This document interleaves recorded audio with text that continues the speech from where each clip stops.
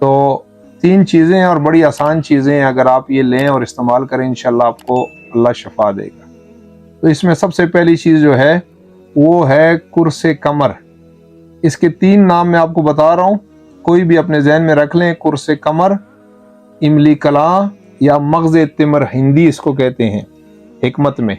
इनमें ये एक ही चीज़ के 3 नाम है। तो ये आप लेके, और इसके अलावा आपने असगन, असगन एक जड़ी बूटी है जो इंडिया से आता है, और इसको आपने इसमें मिला लेना है।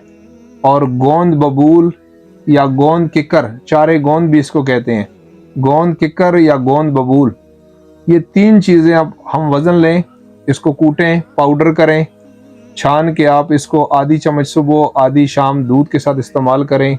इंशाल्लाह इससे आपके पट्ठों के दर्द